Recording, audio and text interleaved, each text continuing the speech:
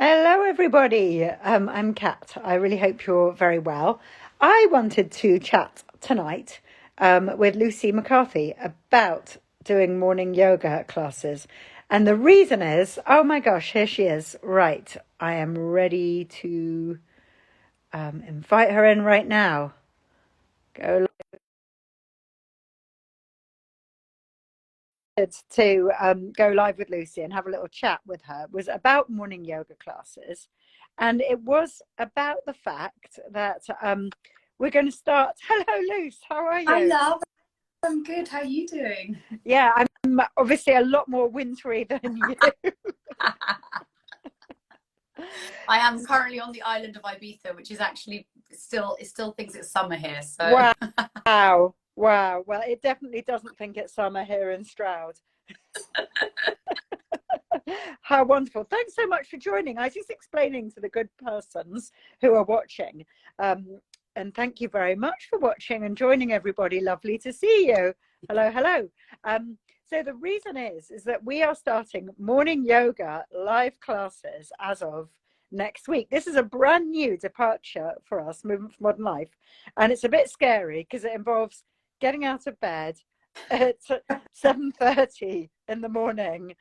That's UK time. What time will that be for you, Lucy? 8:30. Oh, Very Spanish. very Spanish. Quite right, quite right. So if you're on the continent, it'll be at 8:30, which is just perfect. And if you're here in the UK, 7:30, which is, I'm not going to lie, it's quite early. And I just wanted to talk to you, Lucy, about your tips for morning yoga. Now we've been asked some questions Yeah. by the movers, which I think are brilliant. And my favorite question is coffee before or after yoga? What do you reckon?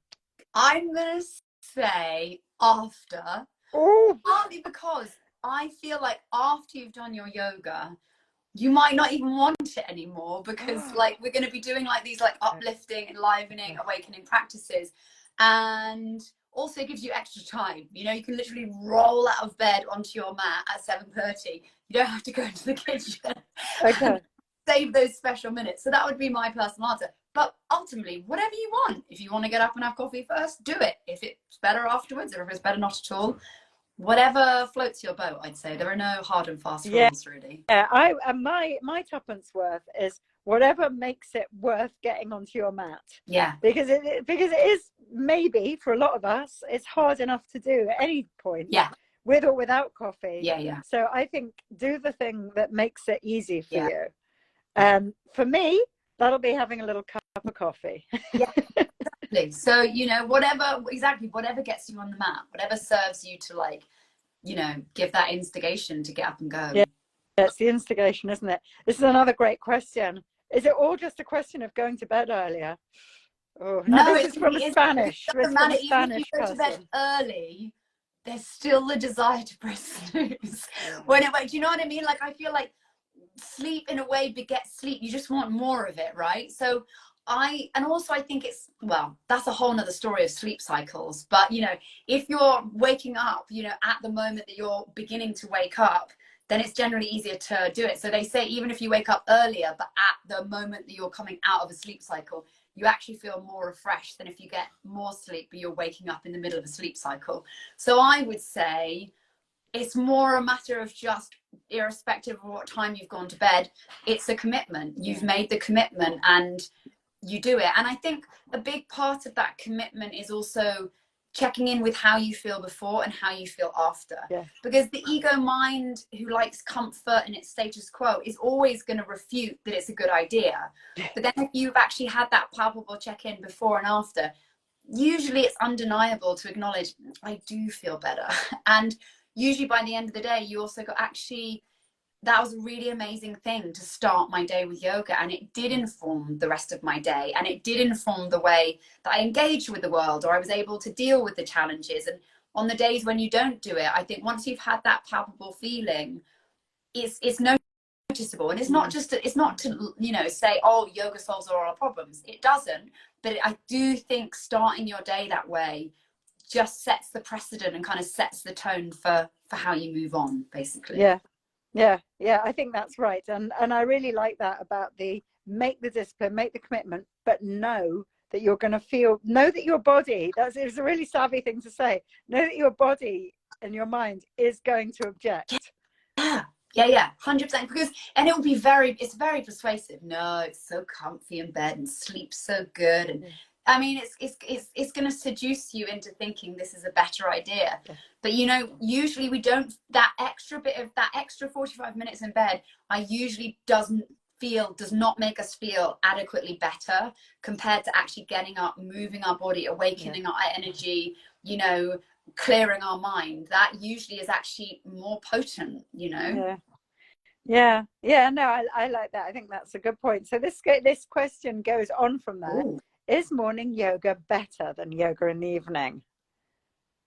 Oh, that's a hard question. I don't think it's a clear answer. I think it's just different. I think morning yoga is different to evening yoga. I think morning yoga has, as I said, that benefit of like it begins your day. It's like it's like before you even move into all of the other things, you've done it. And I have to say, quite often, best laid plans of evening yoga just get shunted, and then before you know it, like I've just got to go to bed.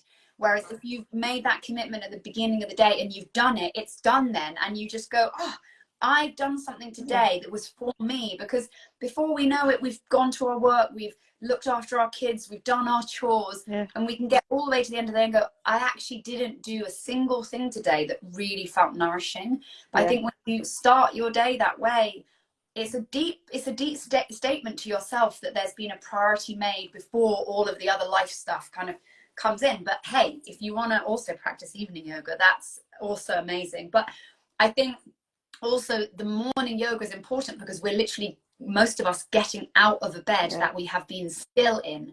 So it's also that it begins to like just allow us to initiate movement and warm up to kind of gear up to the day. Whereas by the end of the day, just moving through the world, we've already had some of that awakening. So maybe the purpose of an evening yoga is just different, not better, not worse, but different. I think that's absolutely right. From my experience of it, I always practice yoga in the evening, but that's because I get a little bit strung out before bed.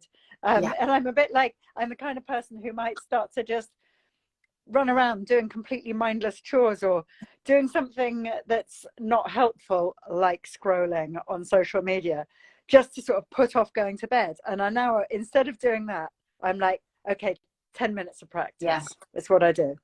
And now that's like my little routine. And 10 minutes I find absolutely easy.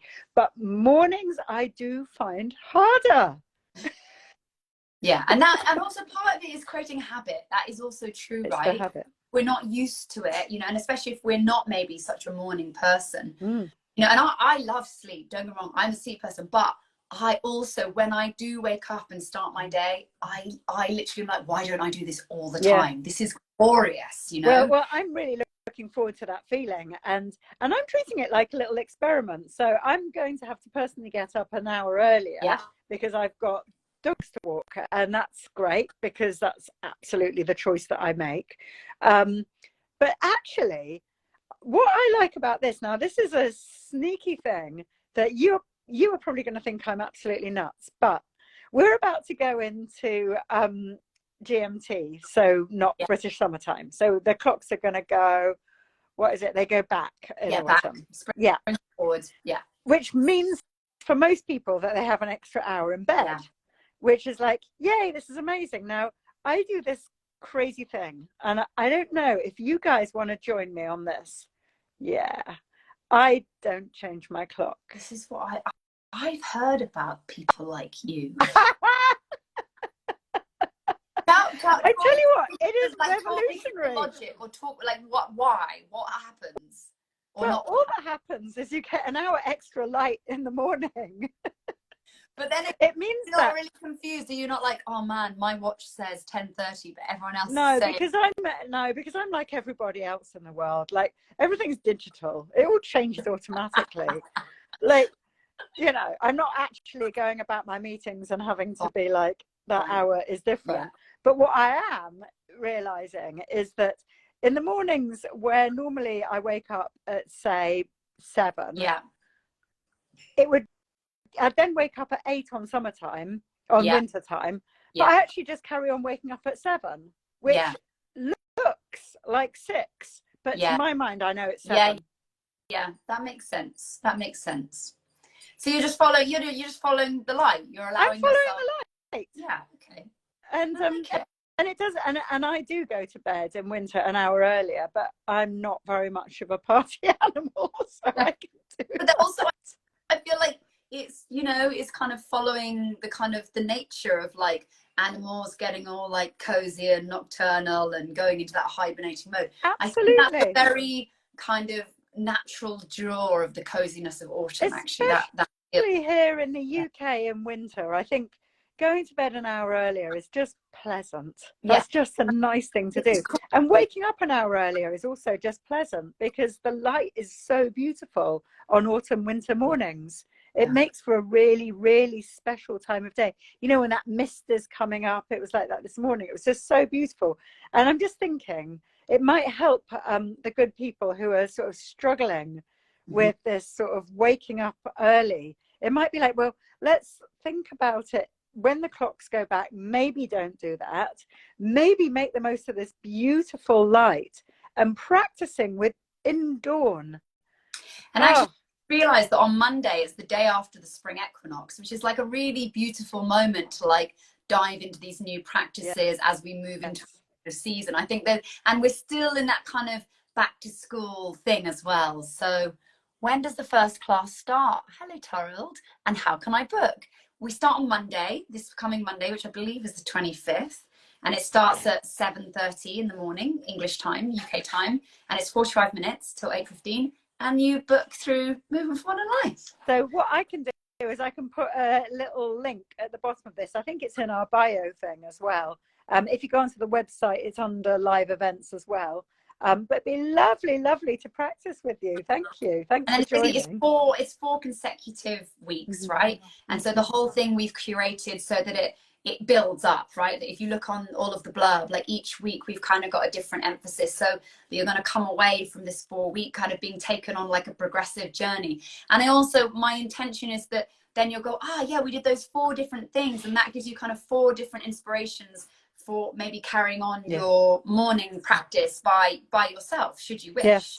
Yes. And see that there are different, you know, there are the different things we do is going to create a different feeling sensation, you know, and it's going to lead you into the day in different ways. So I'm really excited. So I want to ask you about the practices that we're going to do. It's not going to be too hard, is it, Luce? No way. No, I mean, like those of you who've practiced with me before, one of my main aims as a yoga teacher is accessibility and offering multi options, because on any given day, some days we have more energy, other days we have less, you know, some days we're feeling, you know, we need to use energy. And so there's going to be lots of options, but it's really going to be about like awakening the whole body, but particularly the spine, actually, you know, like awakening the spine in its different movements, backward bend, forward bending, twisting, because really it's kind of a commonly agreed thing that one of the pillars of health is like a healthy spine. And so one of the beautiful things that yoga offers us is that we really get to like work through that. So it's going to be mindful, breath led, it's going to be, you know, slow and build up. Hopefully I'm going to intend to give different people different options, so everyone kind of gets to work to a place that feels good for them. But also the beauty of it is you're your house in your homes and you can do what you want. I'm going to guide you, but if there's something you're like, I want to bow out of this, or I want a little bit more of that, that's where the beauty of this kind of practicing in your home together, but it's, you know, you get your personal choice. My friend Lizzie is asking if Olympia, her daughter, can join. Yes, it's totally, we've got loads of people, so your kids can join, we've got some pregnant ladies joining. It's a total, everyone's invited. Let's know how she goes. Now, my very, very favorite question, I say till last. Can I join the live classes from bed?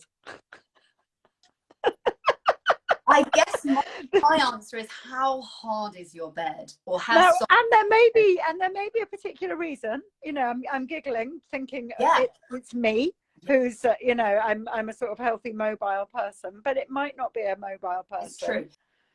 I mean, look, there will definitely be sessions where we'll start on our back. So that could be a moment when you're like, you do, you know, some of the hugging the knees in and twisting stuff from back. But we are going to move to some standing poses. But again, I will do my best to kind of offer modifications. And if there's like a chair variation that you can do instead of a standing variation, or, you know, things like that are there. But I don't know if that person's question was tongue in cheek. So I don't know whether to go even deeper into serious answers, but you know, we're going to do our best to embrace everyone. And no, you know, part of it, of the beauty of being live and interactive, is that there's going to, you know, if you've got a question or something, you know, you can ask, and I'll do my best to answer, and we'll go on a journey together. And, you know, if there's any questions that come up in between the weeks, you know, you can, through Movement on Life, contact me, and, you know, it's going to be this kind of juicy unfolding together, actually. Oh, juicy unfolding, yes to that. And what I like the thought of is, even if somebody really struggled that morning and we were like, you know what, I just cannot do it for whatever reason. Yeah. Even if you had the class on and you were in your bed, I think you might be finding yourself more relaxing, more relaxed, breathing better, things like that, wouldn't you?